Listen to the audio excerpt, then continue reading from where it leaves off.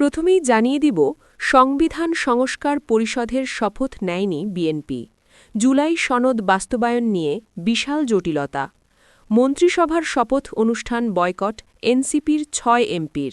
রাজপথে নামবে জামায়াত ও এনসিপি।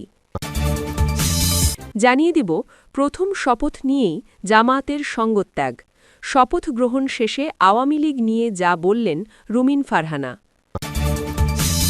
জানিয়ে দেব, রোজার মধ্যে সংরক্ষিত আসনের তফসিল ঘোষণার প্রস্তুতি নির্বাচন কমিশনের। বিএনপি থেকে সুযোগ পাবেন ৩৬ জন নারী। জামাত জোটে থাকছেন ১৩ জন। এবং সবশেষে দেখবেন, প্রধানমন্ত্রীর শপথ নিলেন তারেক রহমান। কে কোন মন্ত্রণালয়ের দায়িত্ব পেলেন? এতক্ষণ শুনছিলেন সংবাদ শিরোনাম, এখন থাকছে বিস্তারিত।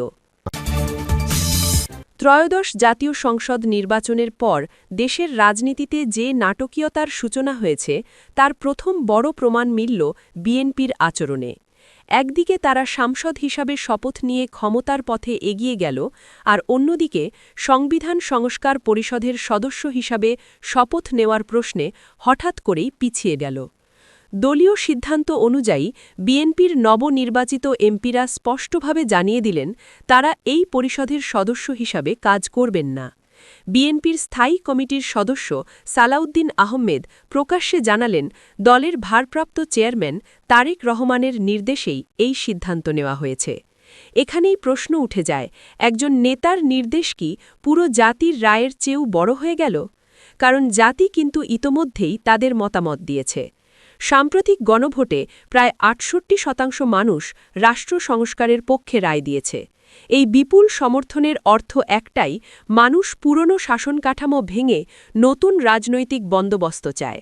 অথচ বিএনপি নির্বাচনে প্রায় ৫০% ভোট পেয়ে সংসদের সংখ্যাগরিষ্ঠ হয়ে আজ এমন ভান করছে যেন জনগণের বৃহত্তর মতামতের কোনো গুরুত্বই নেই।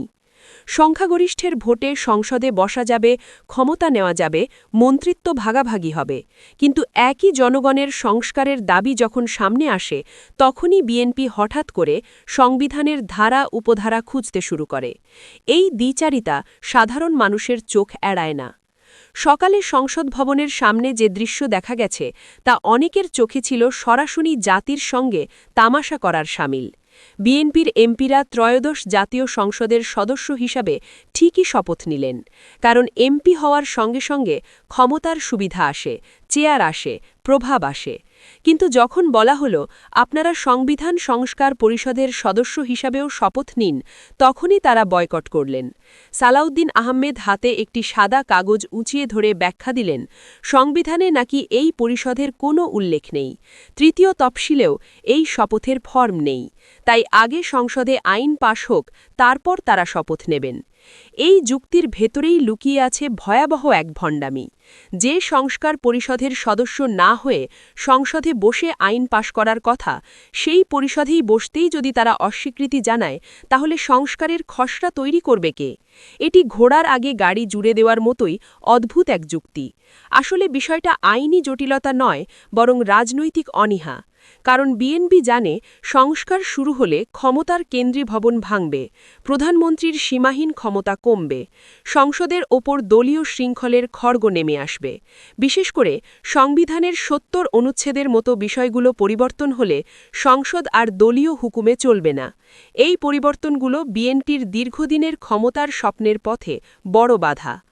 আরেকটি বড় প্রশ্ন উঠে আসে, যদি সংবিধানের সংস্কার পরিষদের কথা না থাকে, তাহলে অন্তর্বর্তী সরকারের কথা কোথায় লেখা আছে? ড. মোহাম্মদ ইউনূসের নেতৃত্বে অন্তর্বর্তী সরকার গঠনের বিষয়টাও তো সংবিধানের পাতায় পাতায় লেখা নেই। তবু সেই সরকারের অধীনে নির্বাচন করতে বিএনপির কোনো আপত্তি ছিল না। তখন সংবিধানের দোহাই দেওয়া হয়নি, কারণ তখন লক্ষ্য ছিল ক্ষমতায় যাওয়া। আজ যখন ক্ষমতার কাঠামো বদলের প্রশ্ন এসেছে, তখনই সংবিধানের প্রেম হঠাৎ করে জেগে উঠেছে। এই সুযোগ সন্ধানী রাজনীতি মানুষ আর বিশ্বাস করতে রাজি নয়। সবচেয়ে বড় প্রতারণা হয়েছে জুলাই সনদের ক্ষেত্রে। নির্বাচনের আগে বিএনপি নেতারা প্রকাশ্যেই সেই সনদে স্বাক্ষর করেছিলেন। সেই সনদে স্পষ্ট লেখা ছিল, নির্বাচিত সংসদ সদস্যরা প্রথম 180 দিন সংবিধান সংস্কার পরিষদের সদস্য হিসাবে কাজ করবেন। এখন প্রশ্ন হল, তাহলে ওই সনদে স্বাক্ষর করলেন কেন? শুধু নির্বাচন পার হওয়ার জন্য? নির্বাচন শেষ হলে কি সেই কাগজ ডাস্টবিনে ফেলে দেওয়া হবে? জনগণের সঙ্গে কি এভাবে চুক্তি করে ভেঙে ফেলা যায়? এটি সরাসরি রাজনৈতিক প্রতারণা ছাড়া আর কিছু নয়। বিএনপি এই সিদ্ধান্তের মাধ্যমে পরিষ্কার করে দিয়েছে, তারা সংস্কারের পক্ষের শক্তি নয়, বরং পুরনো ব্যবস্থার ধারক। তাদের আচরণ দেখে মনে হচ্ছে, তারা চায় না সংসদের উচ্চকক্ষে আনুপাতিক প্রতিনিধিত্ব চালু হোক। তারা চায় না ক্ষমতার বিকেন্দ্রীকরণ হোক। তারা চায় না জামাত বা অন্য বিরোধী দলগুলো ভোটের অনুপাতে প্রভাব পাক। অর্থাৎ শেখ হাসিনা যে কেন্দ্রীভূত ক্ষমতার কাঠামো রেখে গেছেন, বিএনপি সেটাকেই নতুন মোড়কে বহাল রাখতে চায়। পার্থক্য শুধু মুখ বদলাবে, কাঠামো বদলাবে না। এই কারণেই সংস্কারের বুকে ছুরি বসানো হয়েছে। অন্যদিকে বিরোধী দলগুলো, বিশেষ করে বাংলাদেশ জামায়াতে ইসলামী এবং তাদের শরিকরা, জুলাই সনদের প্রতি সম্মান দেখিয়েছে। তারা সংস্কারের প্রক্রিয়ায় অংশ নিতে প্রস্তুত হয়েছে। ফলে দেশের রাজনীতি এখন স্পষ্টভাবে দুই ভাগে বিভক্ত হয়ে গেছে। একদিকে রয়েছে বিএনপি, যারা বর্তমান ক্ষমতা কেন্দ্রিক কাঠামো টিকিয়ে রাখতে চায়। অন্যদিকে রয়েছে বিরোধী জোট ও তরুণ সমাজ, যারা সত্যিকারের একটি নতুন রাষ্ট্র ব্যবস্থা চায়। এই সিদ্ধান্তের মাধ্যমে বিএনপি নিজেরাই তরুণ প্রজন্ম ও জুলাই আন্দোলনের শক্তিগুলোকে শত্রু বানিয়ে ফেলেছে। এই পরিস্থিতির পরিণতি ভয়াবহ হতে পারে। সংস্কারবিহীন সংসদ কার্যত অচল সংসদে পরিণত হবে। বিরোধী দলগুলো মনে করবে, এমন সংসদে বসে শুধু টেবিল চাপড়ানো আর বয়কট রাজনীতি অর্থহীন। তারা রাজপথে নামবে। আর সরকারে থাকা বিএনপি প্রশাসন ও পুলিশের মাধ্যমে সেই আন্দোলন দমন করতে চাইবে। ফলাফল কি হবে? আবার রাজপথে সংঘর্ষ, আবার টিয়ার গ্যাস, আবার রক্তপাত। জুলাইয়ের ক্ষত এখনও শুকায়নি। তার মধ্যেই যদি বিএনপি দেশকে নতুন সংঘাতের দিকে ঠেলে দেয়, তাহলে এটি নিছক রাজনৈতিক ভুল নয়, বরং জাতির সঙ্গে নির্মম খেলা। সবচেয়ে বড় প্রশ্ন থেকে যায়, বিএনপি কি বুঝতে পারছে তারা কি করছে? তারা কি ইতিহাস থেকে কিছুই শেখেনি? তারা কি মনে করছে ক্ষমতার আসনে বসে পুরনো কায়দায় দেশ চালিয়ে দিলেই সব ঠিক হয়ে যাবে? জনগণ যে স্পষ্টভাবে নতুন ব্যবস্থা চেয়েছে, সেটাকে অগ্রাহ্য করে কোনো সরকারই দীর্ঘদিন টিকতে পারে না। এই পথ শেষ পর্যন্ত বিএনপিকে নতুন এক সংকটের মুখে ঠেলে দেবে। প্রশ্ন শুধু একটাই, এটা কি রাজনৈতিক অদূরদর্শিতা নাকি সুপরিকল্পিত কোনো গোপন এজেন্ডার অংশ? নির্বাচন পরবর্তী সময়ে দেশের বিভিন্ন অঞ্চলের নিষিদ্ধ ঘোষিত বাংলাদেশ আওয়ামী লীগ এর কার্যালয় খোলা, পতাকা উত্তোলন ও প্রতীকী কর্মসূচি ঘিরে নতুন করে রাজনৈতিক উত্তেজনা ছড়িয়েছে। খুলনা, চট্টগ্রাম, পটুয়াখালী, বরগুনার বেতাগী, ঠাকুরগাঁওয়ের পীরগঞ্জ, পঞ্চগড় ও দিনাজপুরে দলীয় অফিসে তালা খোলা, স্লোগান দেওয়া এবং দলীয় নেতাদের ছবিতে ফুল দেওয়ার ভিডিও সামাজিক যোগাযোগ মাধ্যমে ভাইরাল হয়। এসব ঘটনার প্রতিক্রিয়ায় কয়েকটি স্থানে পাল্টা বিক্ষোভ, ভাঙচুর ও অগ্নিসংযোগের ঘটনাও ঘটে। ছাত্রদল, যুবদল ও জুলাই আন্দোলনের নেতাকর্মীরা এসব কর্মকাণ্ডের বিরুদ্ধে প্রতিবাদ জানান। পটুয়াখালীর দশমিনায় উপজেলা আওয়ামী লীগের কার্যালয় খোলার কয়েক ঘণ্টার মধ্যেই ছাত্রদল ও যুবদলের একাংশ সেখানে ভাঙচুর চালিয়ে পুনরায় তালা ঝুলিয়ে দেয়।